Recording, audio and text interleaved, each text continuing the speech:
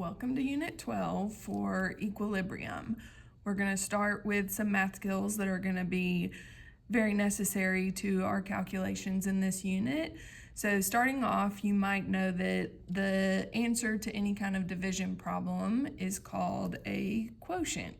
So we're going to use this fraction to answer our questions here. If A is greater than B, then the value of the quotient is going to be what? So if A is a large number and B is a small number, then the value of the quotient is going to be less than 1. So if we said that A is 10 and B is 5, 5 over 10 is 1/2. 1/2 is less than 1. If it's flipped though, if B is the larger number and A is the smaller number, then the value of the quotient is going to be greater than 1. So if B is now 10 and A is 5, 10 over 5 is 2, and 2 is greater than 1. So if the quotient is greater than 1, then B is greater than A. If the quotient is less than 1, then A is greater than B. If the quotient equals 1, then we know that B is equal to A, or A is equal to B. They're equal to each other, so it doesn't really matter what order we write that in. So that's our fraction review. We also are going to be dealing with exponents and roots. So the rules for when we are multiplying exponents is that we are going to add or sum the exponents of like terms. So x squared times x to the 4th power is going to result in x to the 6th power. The opposite is true when we're dividing. When we divide, we're going to subtract the exponents of like terms. So x cubed divided by x is going to be x squared. Roots are just the inverse of the exponent that we can use to find the base of the exponent. In this case, we are trying to figure out what x is. So we can do 50 to the 1/3 power. 1/3 is the inverse of 3, and that would allow us to figure out what x is. I need to grab a calculator. Hold on one second.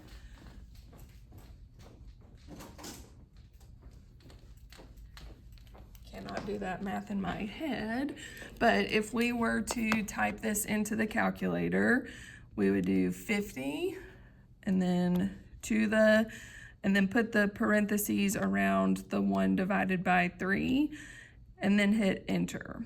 And so that gives you 3.684, which it says right there. Don't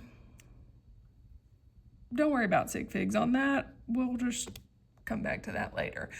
And then for the next one, 50 to the 1/4 power is going to equal 2.659. So that's how we can figure out the base if we have an exponent. Now, let's see what we have hopefully picked up on. We've got multiplication here of the same base or like terms. So when we multiply, we're going to add the exponents together. 3 plus -5 means that our new exponent is going to be x to the -2 power. On number 2, it asks what is the quotient if, and then it gives us the values of each different variable. So that means we're just going to plug these values in. C is 0.300, D is 0.150 squared, and then that gets divided by A, which is 0.200 squared, times b, which is 0.100. All right, so when I'm typing this into the calculator, I use a lot of parentheses. So I'm gonna put, I'm gonna actually put double parentheses. No, maybe I won't. Okay, so 0.300 times 0.150 squared, close parentheses, and then divided by, open parentheses, 0.200 squared times 0.100, close parentheses. And that should give us a quotient of 1.6875. All right, we've got another one with some different numbers for our variables. It's asking for the value of c, though. We're not just solving for the quotient.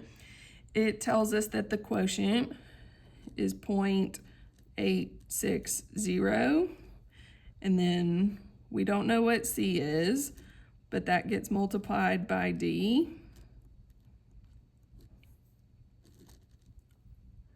And then we've got 0.240, and then 0.211 squared. All right, so the way that I would do this is I would cross multiply. So I am gonna multiply this number times this, because this is essentially over 1. And that's gonna give me, let's see, 0.860 times 0.240 times 0.211 squared. So this is 0.009189. I'm just gonna write a few. And then we've got c times 0.175 squared. So this is gonna be, I don't wanna do that quite yet. This is gonna be c times 1.75 squared. So then to get c by itself, I'm gonna divide this number. I can just hit the divide button. The answer to the previous problem is gonna be divided by 0.175 squared, which means c is equal to 0.300. I'm gonna use 3 significant figures there because all of these answers are 3 significant figures, which means I probably should have done that here, so that we'll go back up. There, better.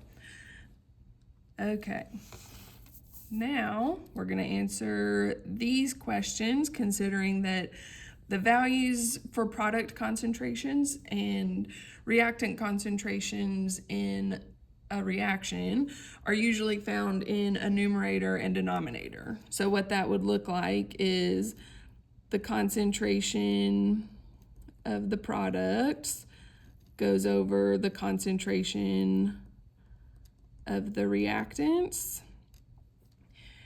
And it's gonna be a quotient just like we've been doing with all of these other things. So this tells us that the value of A over B is greater than 1. If we just wanna write that like yes, this is a fraction, but like we normally see a fraction, that's greater than 1. Kind of like we were looking at up here. If A over B is greater than 1, then we know that the value of A is greater than the value of B.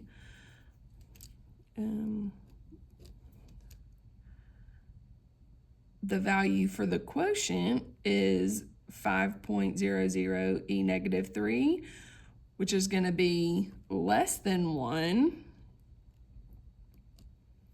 And so if that is less than 1, we know that the A value is less than B, because you've got a smaller number being divided by a larger number to get that less than 1 value. If the value of the quotient is 0.003, what do we know about the concentration of the products versus the reactants? So again, this value is less than 1.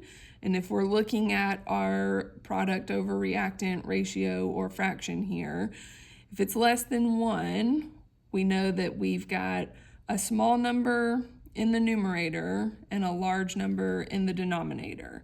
So that means that we have a higher concentration of reactants than products.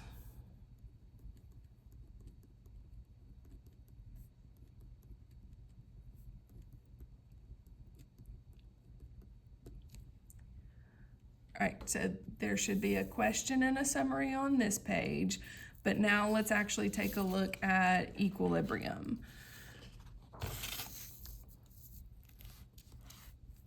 Some reactions are able to go in both what we call the forward and the reverse directions. So far, we've only looked at reactions that can go in the forward direction, which means reactants turning into products. Now, we've got this fun little double-sided arrow that means the reaction can go in both forward and reverse directions. So once reactants start making products, then products can start making reactants. Or if we start with what are typically considered the products but no reactants, it can go in that opposite direction. So dynamic equilibrium is what's happening when both of these reactions have achieved two things. The rate of the forward reaction is equal to the rate of the reverse reaction. So they're both happening at the same speed, essentially. The second thing is that there is no net change in concentration or amount of reactants and products. This highlighter is dying. So we've got two different graphs here that are kind of showing us the difference in what's going on. On this graph, notice you're starting with a high forward rate that starts to slow down, and the reverse rate starts off slow, but it starts to speed up until they become equal. On the right graph, you're starting out with a high amount of reactants and a low amount of products. But then eventually, those two lines are going to level off, and the amounts are not really changing anymore like they did at the beginning, whether they were increasing or decreasing. So we want to note what the y-axis unit says, because it's an important thing to distinguish these graphs. For this one, rate is the y-axis. So at equilibrium, the rates are equal. On the right graph, it's amount on the y-axis. So notice the amount of reactants and products are not equal because you've got two different amounts on the y-axis, but both of those amounts are not changing anymore. And so we want to make sure we can use that to distinguish the difference between these two graphs. The system or reaction is either going to be at equilibrium or it's going to be approaching equilibrium. There are things that can happen to a reaction that might push it out of equilibrium, but it's not going to be long before it tries to get back to that state. So when we're thinking about equilibrium at a macroscopic or our eye level of what we can see versus the atomic level that we can't, to our eyes, when a reaction approaches and achieves equilibrium, it's going to look like the reaction has stopped because nothing is changing anymore. The amounts of reactants and products aren't changing. But it hasn't actually stopped. It's just that the reactants are forming products at the same rate that products are turning back into reactants. So we don't see any visible changes. all of the changes are happening at an atomic level, and we just can't see that with our own eyes. We would have to have some kind of high-powered microscope or something. All right, so let me think about my color choices here. For our example, we have a, maybe we'll do blue and red. Yeah, let's do, okay, sorry, sidetrack. We have a reaction of nitrogen being added to hydrogen to form ammonia. And we've got two different graphs that are helping kind of show how the concentrations are changing in two different experiments.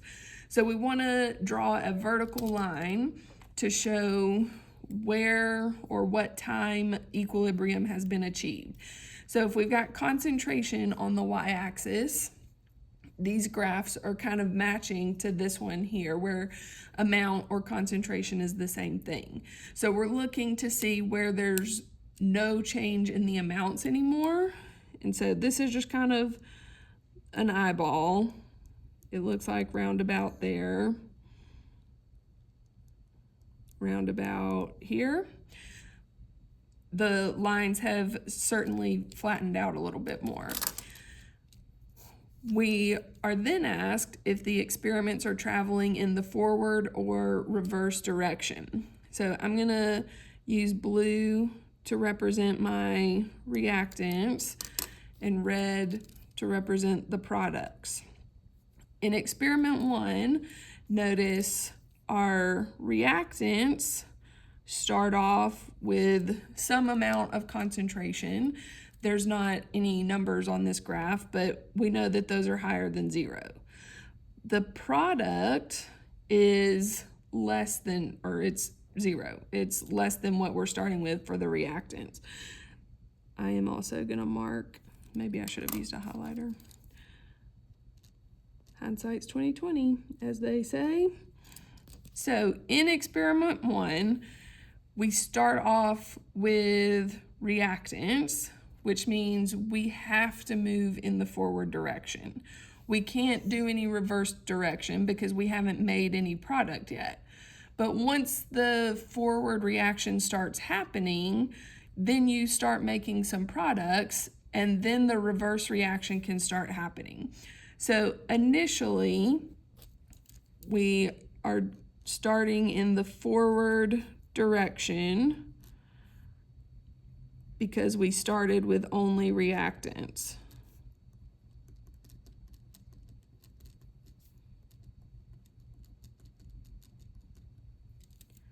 On experiment 2, let's kind of annotate this. Our reactants are at 0, and our product has the higher concentration. So on experiment 2, this is going to initially travel in the reverse direction because it started with only products.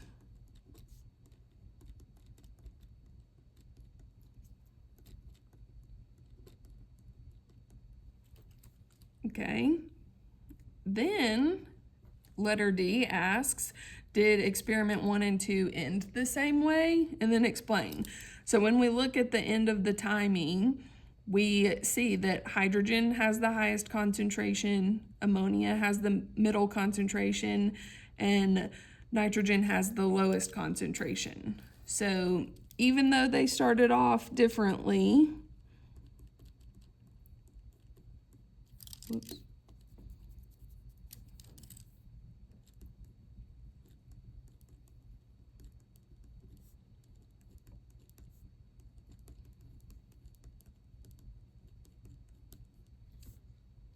Both experiments ended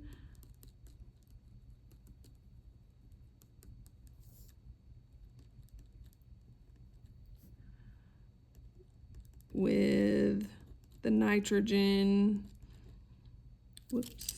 well, I'll just put ammonia and hydrogen in the same ratios to one another.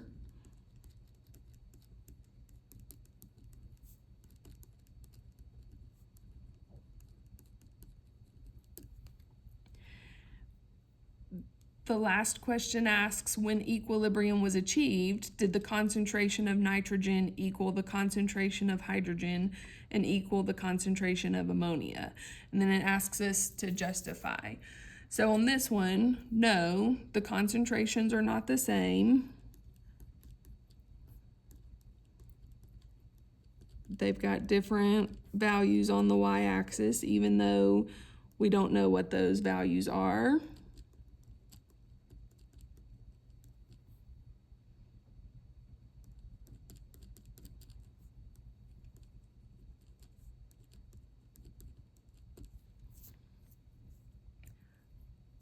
And so let's remember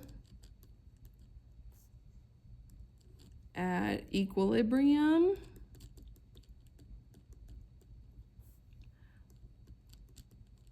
only the rates are equal,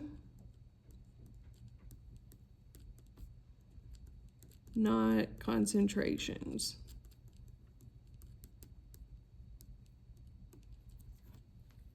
Okay, so this is a quick little intro to equilibrium.